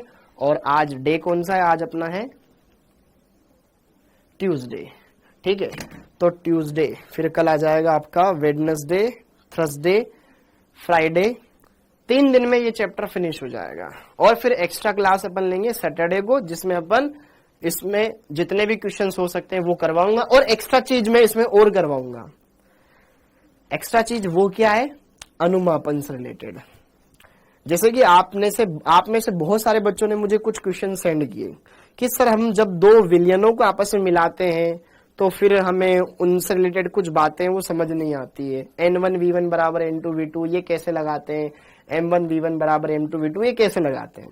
वैसे ये वाली चीज थोड़ी आगे काम आती, लेकिन मैं आपको एक बारी इसको यहां बता दूंगा टाइट्रेशन। वैसे ये रेडॉक्स में मैं बताता, आपको यहां बता दूंगा मैं लास्ट में, ठीक है, ताकि वो अनुमापन वाला पार्ट ना आप अच्छे से समझ लोगे, अच्छे से क्लियर कर लोगे। ओके, ये इतना क्लियर हो गया। अब अणुसंख्यक गुणधर्म 4 प्रकार के होते हैं, ठीक है, टोटल 4 टाइप के। लिख लो 1 बाय 1, लिख लो 1 बाय 1, जिसमें से एक हम कर चुके हैं, हमारे बहुत ज्यादा हेल्प होने वाली उसकी हेल्प से। हाँ जी, टोटल 4 प्रकार के होते हैं ये। पहला, विलायक के वाष्प दाब में आपेक्षिक अवनमन। देखा था हमने कल देखा था कि यार जैसे ही हमने अवाष्पशील पदार्थ मिलाया था, ठोस मिलाया था, तो वाष्प दाब में कमी आ गई थी, आपेक्षिक कमी। वही अणुसंख्यक गुणधर्म कहलाता है, आपेक्षिक कमी। ध्यान रखना, ये आपेक्षिक अवनमन। दूसरा, विलायक के क्वथनांक में उन्नयन। जब वाष्प दाब घट जाएगा तो उसका क्वथनांक, क्योंकि वाष्प बन नहीं रही है, उसको उबालने के लिए और ज्यादा टेम्परेचर देना पड़ रहा है, ठीक है, तो उसका क्वथनांक बढ़ जाएगा। तो वाष्प दाब में उन्नयन, उसको दर्शाते हैं डेल्टा टीबी से। डेल्टा टीबी, डेल्टा टीबी, ये बी लिखा हुआ है। बी मतलब बॉइलिंग पॉइंट, बी मतलब boiling, B TB, delta TB. और अगला है बेटा विलायक के हिमांक में अवनमन, हिमांक घट जाता है, डेल्टा टीएफ। एफ का मतलब फ्रीजिंग पॉइंट। और विलयन का परासरण दाब, जिसको पाई या फिर पी से डिनोट करते हैं, पाई या फिर पी से डिनोट करते हैं, पाई या फिर पी से डिनोट करते हैं। हो गया, हो गया अच्छे से, ये सारी चीजें क्लियर हो गई बेटा। हर एक बात को अच्छे से समझ लिया आपने, हर एक चीज को अच्छे से निपटा लिया है। अब आगे बढ़ते हैं। सबसे पहले हेडिंग डाल लेते हैं अब वाष्प दाब में आपेक्षिक अवनमन, जिसको देख लेते हैं, ठीक है। फिर बात का अपन अगली क्लास में देखेंगे, क्योंकि उसमें मैं ग्राफ वगैरह बनाऊंगा, फिर आधा अधूरा रह जाएगा, फिर क्या मतलब आएगा। हाँ जी, तो वाष्प दाब में आपेक्षिक अवनमन। Relative lowering in vapour pressure, relative RLVP, relative lowering in vapour pressure, वाष्प दाब में आपेक्षिक अवनमन। तो इसके बारे में हमने ऑलरेडी सब कुछ पढ़ा हुआ है, मैं आपको बता देता हूं, लिखवाऊंगा सब कुछ फिर भी, कि जब किसी वाष्पशील द्रव में हम अवाष्पशील पदार्थ मिलाते हैं तो प्राप्त विलयन का वाष्प दाब घट जाता है। घटता है कि नहीं घटता है, बताया था। क्यों घटता है? क्योंकि जो द्रव था उसकी सतह पर विलेय पदार्थ के कण आकर के एकत्रित हो जाते हैं, जिससे उसकी पर्याप्त मात्रा में वाष्प बन नहीं पाती। वाष्प बनेगी नहीं तो वाष्प दाब किसका लगेगा? समझ में आ गया? तो यहां पे जरा देखो ध्यान से, जब किसी वाष्पशील द्रव में अवाष्पशील पदार्थ मिलाया जाता है तो विलायक के वाष्प दाब में, विलायक के वाष्प दाब में कमी आ जाती है, क्योंकि द्रव की सतह पर, द्रव की सतह पर, ये द्रव लिखा हुआ है, द्रव की सतह पर या पृष्ठ पर विलेय पदार्थ के कण एकत्र हो जाते हैं,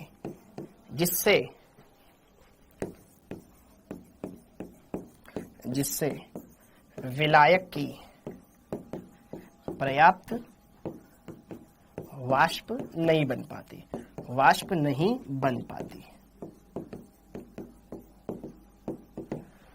ओके जी, हाँ जी। तो वाष्प दाब में आपेक्षिक अवनमन हमने देखा था, उसको अच्छे से एनालाइज किया था। ओके, तो कुछ चीजें हम थोड़ा सा लिखेंगे और इसको खत्म करेंगे। हम ये सब जानते हैं, इतना आप लिख लो। हाँ जी, ओके। यदि वाष्पशील विलायक ए में अवाष्पशील विलेय बी मिलाया जाए तो डाल्टन के नियम से हम ये बोल सकते हैं बेटा, हम ये बोल सकते हैं कि पीएस बराबर हो जाएगा P nought A X A plus P note B X B. Yes और नो? लेकिन बी तो कैसा है? अवाष्पशील है, उसकी वाष्प बनेगी नहीं, तो P नोट बी कितना हो जाएगा? 0। तो पीएस बराबर क्या हो जाएगा? P नोट ए इंटू एक्स ए। होगा कि नहीं होगा? P नोट ए इंटू एक्स ए हो जाएगा। हाँ जी, ठीक है, ओके। तो पीएस बराबर क्या हो गया? P नोट ए एक्स ए। यहां पे साइड में लिख लेना, वरना बहुत सारे बोलेंगे सर ये कैसे लिखवा दिया आपने। अरे हाँ जी,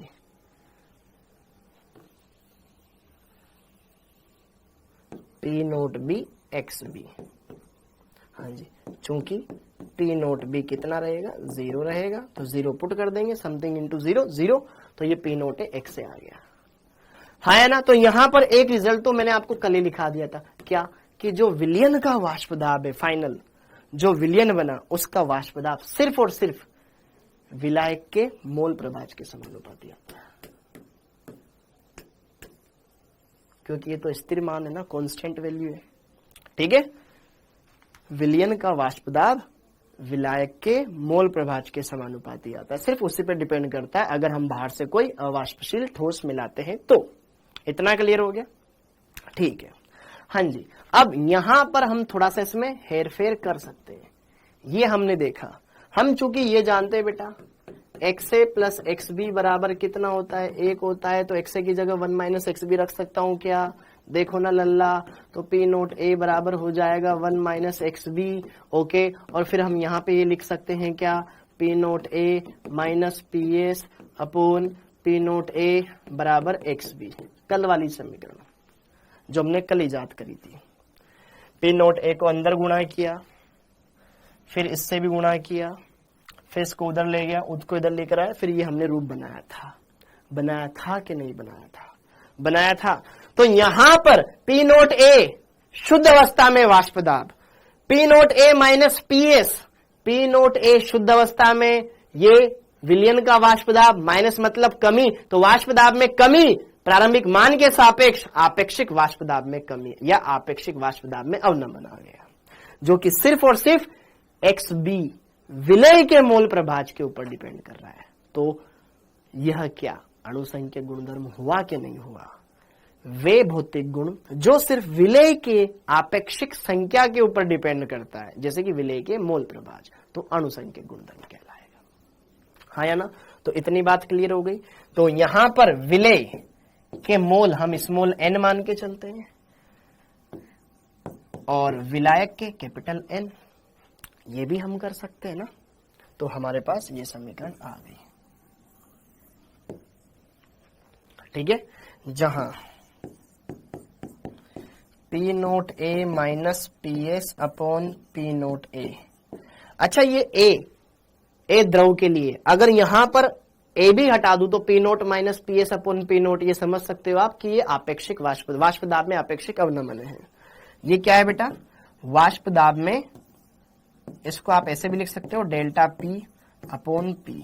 ये क्या है, वाष्प दाब में आपेक्षिक अवनमन, आपेक्षिक अवनमन है। यह है वाष्प दाब में आपेक्षिक अवनमन। ठीक है, okay. Delta P by P ये आपने यहां पे रख दिया। ये क्या है, विलेय के मोल प्रभाज।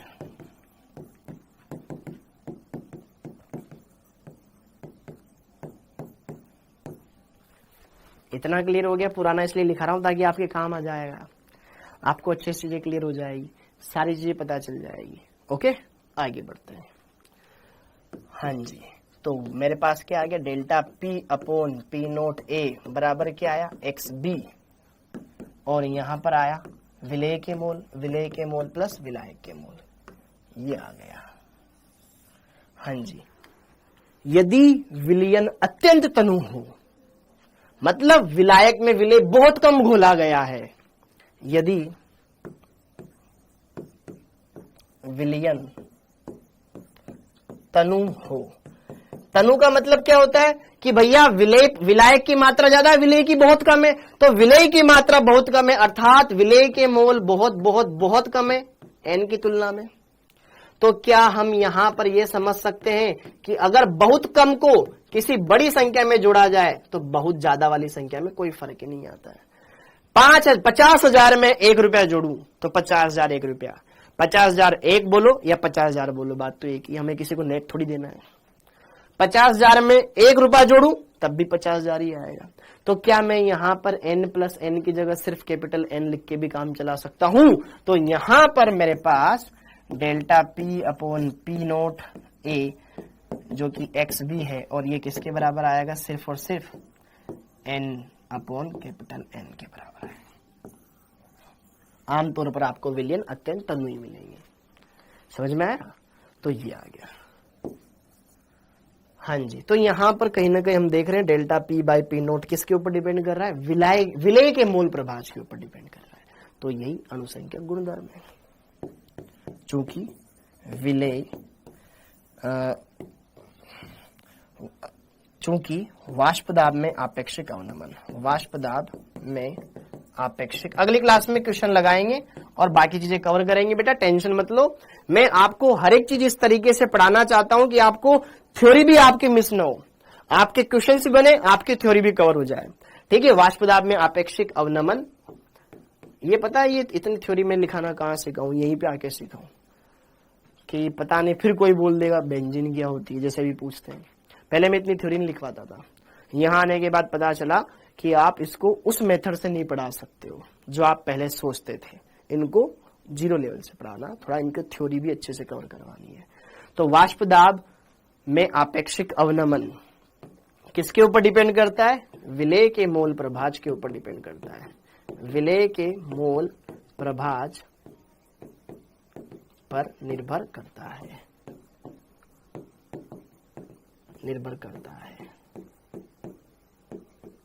अतः यह एक अणुसंख्यक गुणधर्म है, एक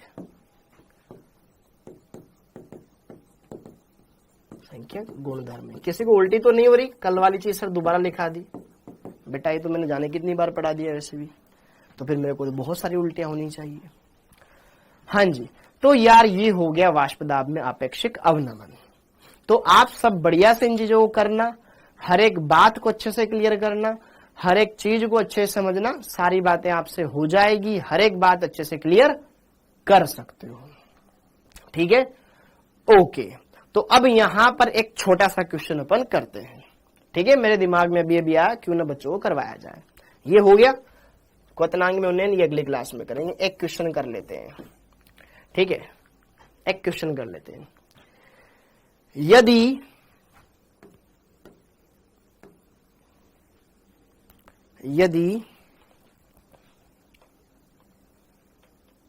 ठीक है,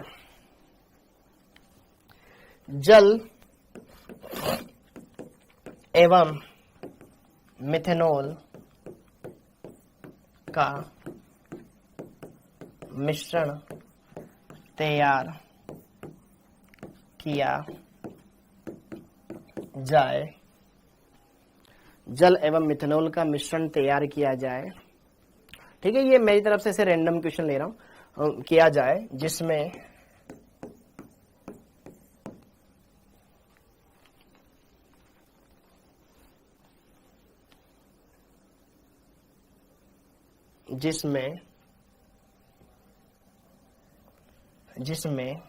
2 मोल जल के एवं 1 मोल मिथेनॉल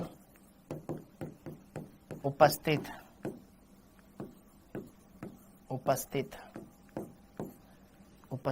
या यहाँ पे जल की जगह क्लोरोफॉर्म कर लो, क्योंकि ताकि ना आप उसको उस एग्जाम्पल से रिलेट कर पाओगे। CHCl3, ठीक है, 2 मोल क्लोरोफॉर्म को व 1 मोल मिथेनॉल उपस्थित हो तो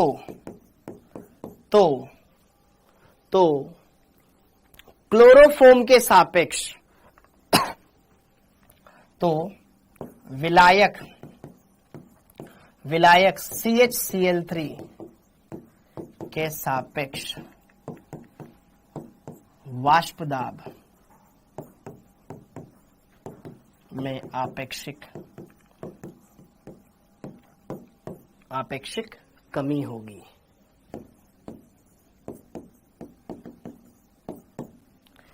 क्वेश्चन समझ में आया? बहुत ही सरल है। आपको ये पता चल गया विलेय कौन है? मिथेनॉल। विलायक कौन है? क्लोरोफॉर्म। जो ज्यादा मात्रा में वो विलायक हो गया, जो कम मात्रा में वो विलेय। और मात्रा भी बहुत ज्यादा अंतराल वाली नहीं है, 1 का 1 मोल है, 1 का 2 मोल है, ठीक है, ज्यादा कुछ बहुत तनु विलयन नहीं है, ठीक है।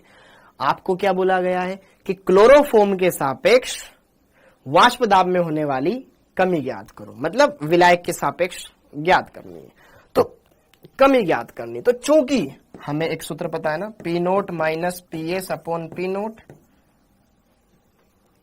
ए मैंने तब लगाया था जब ए के सापेक्ष ज्ञात कर रहा हूं, ये जनरल वाली बात हो सकती है। P0 minus PS upon P0, ये किसके बराबर आता है बेटा? XB के बराबर आता है।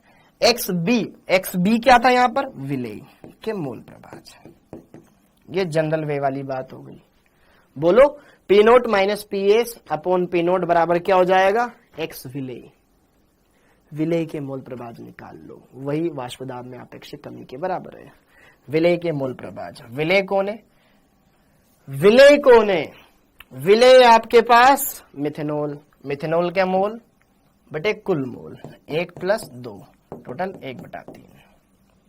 यह आ गया कमी। विलायक क्लोरोफॉर्म के सापेक्ष वाष्प दाब में आपेक्षिक कमी इतनी आ जाएगी। बोलो जी बोलो, हाँ या ना? क्या ये मेरी बात समझ में आ रही है? तो एक क्वेश्चन भी हमने बना लिया, 1/3 ना। सबको चमका कि कैसे सर आपने ये करा कि भैया हम जानते हैं P0 minus PS upon P0 बराबर क्या होता है? X विलेय, X के विलेय के मोल प्रभाज। तो मोल प्रभाज ज्ञात करने का स्वयं के मोल अपन कुल मोल, तो ये X मतलब विलेय के मोल प्रभाज निकालो या वाष्प दाब में आपेक्षिक कमी, वही इसके बराबर होता है। आज का कुछ समझ नहीं आया तो बेटा तू पढ़ नहीं रहा, इसका मतलब ये है, क्योंकि इसमें तो कल का ही था, नया तो कुछ था ही नहीं। या फिर तेरे दिमाग में ना किसी और की मूर्ति बनी हुई है, जब तक तू उस दिमाग में रहेगा तो उससे अगर जब तक तुझसे बाहर नहीं निकलेगा तो कुछ भी नहीं सीखेगा। जब भी आप किसी क्लास में आओ ना, देखो मैं आपको हर बार ये बोलूंगा बेटा, देखो आप चाहे मुझसे पढ़ो या चाहे किसी और से पढ़ो या आप कहीं और पर पढ़ रहे हो, हमेशा न्यूट्रल बैठो। न्यूट्रल मतलब उदासीन। उदासीन का मतलब ये कि टीचर पढ़ा रहा है, मैं पढ़ रहा हूं, जो उन्होंने पढ़ा है उसको किसी से कंपेयर मत करो, वरना फिर आप कभी पढ़ ही नहीं पाओगे, ठीक है। आप ये सोचोगे कि यार ये उसकी, जैसे कि जब अपन मान लो, जैसे कि आप जब कॉलेज लाइफ में थे, आपके पास 10, आप जब कॉलेज लाइफ में थे तो आपका थोड़ा प्यार वार वाला रोमांस भी चलेगा, ठीक है। आपके बॉयफ्रेंड भी होंगे, गर्लफ्रेंड भी होंगे, दोस्त भी होंगे, यार भी होंगे, सब होंगे। जब आपकी शादी के टाइम पर बात चलेगी तो आप तो अरे यार ये ऐसा होता, या ये वैसी होती, या उसमें ये ज्यादा चीजें अच्छी थी, बेटा कभी आप लाइफ में आगे बढ़ ही नहीं पाओगे। ठीक है, हमेशा न्यूट्रल सोच करके डिसीजन लोगे तो ज्यादा बेटर है। ठीक है, तो अच्छे से आपको पढ़ना है, अच्छे से सारी चीजें क्लियर करनी है, सारी चीजें अच्छे से होती चली जाएगी तो बढ़िया से बढ़िया सारी चीजें कवर हो जाएगी। तो इसी के साथ बेटा आप सभी का बहुत बहुत धन्यवाद। अगले लेक्चर में मिलेंगे जिसमें हम क्वथनांक में उन्नयन, हिमांक में अवनमन, इन पर बात करेंगे। ठीक है, वेरी गुड बेटा, वेरी गुड। आप सभी का बहुत बहुत धन्यवाद। जय हिंद, थैंक यू।